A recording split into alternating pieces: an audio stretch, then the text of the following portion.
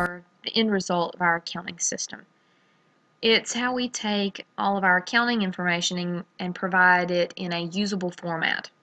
Now, in financial accounting, Accounting 2101, our focus is more on the external users that we discussed before. So you're trying to get usable information for those types of individuals or groups. And the information they need and want can be very different from what an internal user would want. Again, you're the president of your company. Do they want to see these financial statements? Absolutely. So it doesn't mean that the two groups don't always need or want to see the same thing, but it does mean that the focus is on a different set of users. So your manager probably has reports that are in that a customer doesn't necessarily want or doesn't get to see. You might want to know what your, I don't know, vacuum cost to make, or your iPad cost, but you won't get that information from Apple. They know that on internal documents. They're not going to give an external user that. But your financial statements are something that's prepared with that external user in mind. These are prepared in a specific order, so it's important that you know that these four things are going to be done in an order. The first one is the income statement. We're going to start with it and work through it, but just to go ahead and name them for you in order. Income statement is prepared first, then the retained earnings statement, then the balance sheet, and last is the statement of cash flows.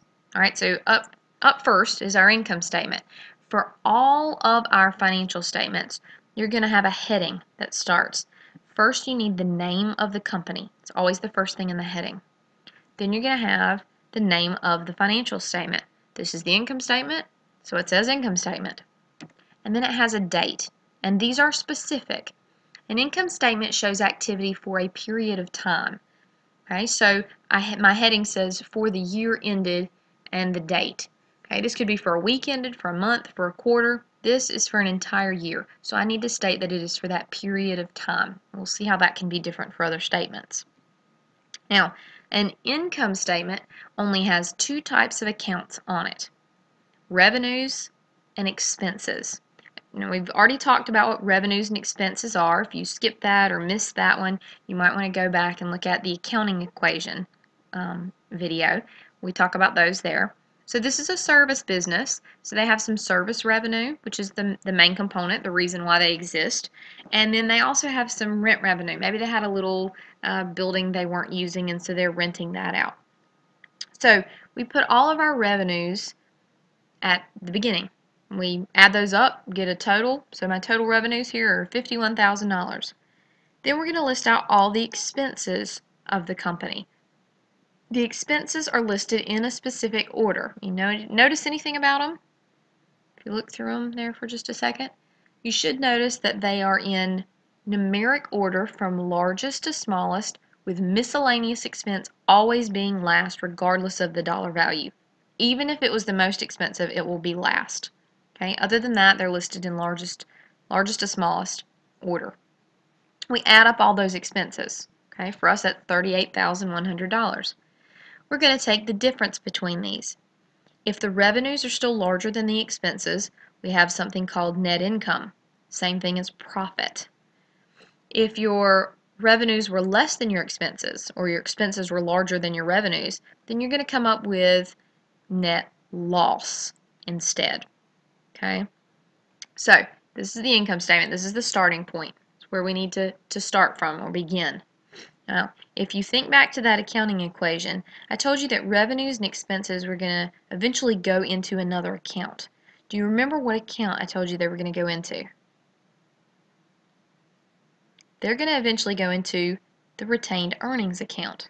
So the next statement we have is the retained earnings statement. And the reason we have to do the income statement first is because I need to know net income or net loss before I do the retained earnings statement. Otherwise, I can't do it because it's a key amount that I need to do this statement. So again, we start with our heading. We've got the name of the company, the name of the statement, and again, this is for the activity for an entire period. I want to see everything that happened in this account for the entire period. Again, for us, this is that year. So the very first thing I have up here is my balance at the beginning of this year. So we started, if this was say 2012, this would be January the 1st, 2012. What was the balance? What did we start with? Which would have been the same balance as December 31st, 2011. The ending balance is the beginning balance. If we have net income, that adds to this balance. If we had a net loss, it would deduct from the balance. But it's income, so we add it. And this number came from, let me switch back, our income statement right here. That's why we had to do it first. Okay, so we're going to put it here.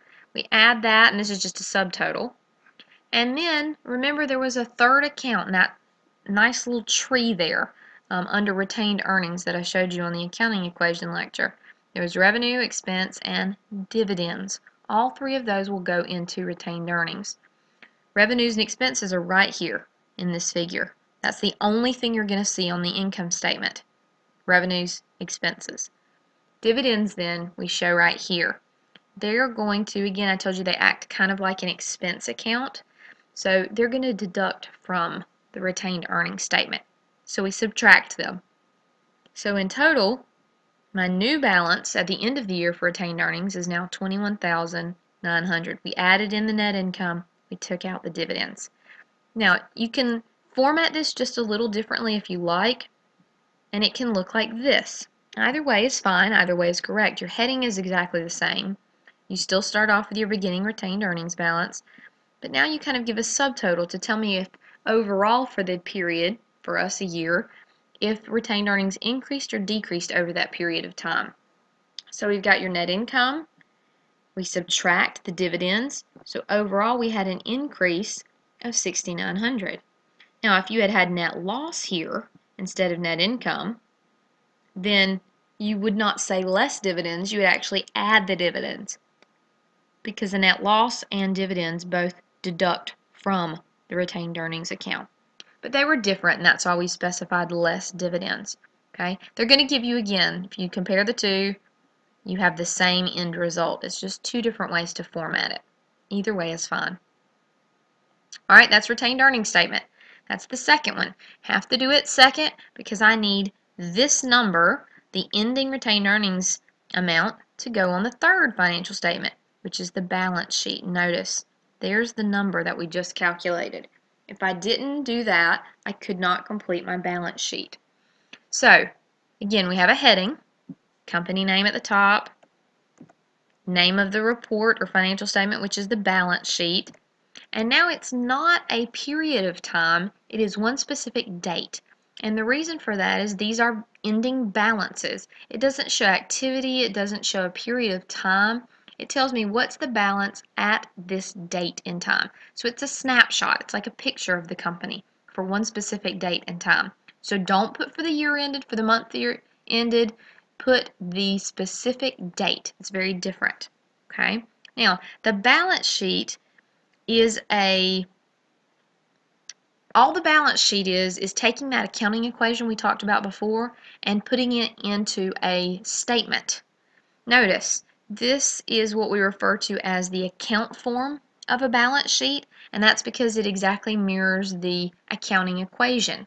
On the left are all your assets, on the right are all your liabilities and equity accounts. So A equals L plus E, and that holds true for the balance sheet. Your assets have to equal the liabilities plus equities or you do not balance. The whole point of a balance sheet is to balance. So we've listed our assets here, and there is actually an order to this.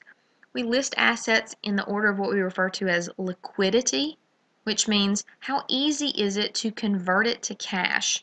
So the number one thing you'll always see on a balance sheet is cash because it is liquid. It is already cash. So you would become more familiar with how these will be listed. We'll deal a lot with assets and balance sheet in the future, but all of your assets will be listed here. You'll add those up, and then you're going to list out your liabilities on the right, total those, and list out your stockholders' equity. Now, be very careful. When we talked about stockholders' equity, or equity accounts in general, because this says stockholders, this must be a corporation, but equity accounts in general, there were two subcategories, capital stock and retained earnings. Under retained earnings, we had three more subcategories, revenues, expenses, and dividends. But you should notice we've already taken care of all three of those to get this $21,900. You will never list revenues, expenses, or dividends on the balance sheet. That's why we had the two previous financial statements. They were listed on those financial statements. So on the balance sheet, you've just got the ending balance and retained earnings after you've already put revenues, expenses, and dividends into that account. You will never list them here on the balance sheet. Okay? So you total up those equity accounts, add it to your liability amount, and then you should see assets equal liabilities and equity. We've proven that accounting equation correct. So yes, we have balanced. Now this is the account form, but there's also something called the report form. And it looks exactly the same, except instead of being side by side to mirror that accounting equation, it's all in one long form. So your assets you list first, then you've got your liabilities and equities, and again you want to tie together that the liabilities and equities and the assets equal, just like the accounting equation. Again, this is report form. It's all in one vertical form instead of side by side with the account form that we've seen. Now I'm not going to illustrate for you the cash flow statement. Cash flow statement, we run a little bit out of time in this semester for me to adequately cover all of the cash flow statement. So we're going to leave that one for the accounting majors. So if you're an accounting major and you're going to go on to intermediate, you're going to spend some more time. And I want you to go ahead and look through the cash flow statement in a little more detail than everyone else. Now, if you are not an accounting major, it does not mean that you should not look at the examples of the cash flow statement in your textbook. You should, and you should get familiar with the three sections. There are three sections of the cash flow, and here's my silly way to remember what order they go in. O, it flows, is the cash flow statement. O, it flows, operating, investing, and financing activities. Operating is everything that deals with your day, kind of your day in, day out, the reason you're in business, things that deal with net income. Your investing deals with the purchase of long-lived assets like land or equipment or buildings, and financing deals with debt and equity, so maybe a loan or maybe selling stock in a corporation. So you need to be familiar with what the cash flow statement is and the sections of the cash flow statement, but not necessarily with constructing one at this point in time. Also, the cash flow statement is last because you need this figure from the balance sheet. 4015, when you get done with your cash flow statement, the whole point of it is to tell me where the cash came in and where the cash went out. And it should give you an answer that you have an ending balance of $4,015. So the cash flow statement's neat that you know the answer before you begin, but you've got to still tie back to that answer to make sure that you have it correct. But that's the whole point of the cash flow statement. For most of our other accounting, we don't follow cash. We follow something called the accrual basis. We'll talk about that later. But for the cash flow statement, you do follow the cash. Where did it come in and where did it go out?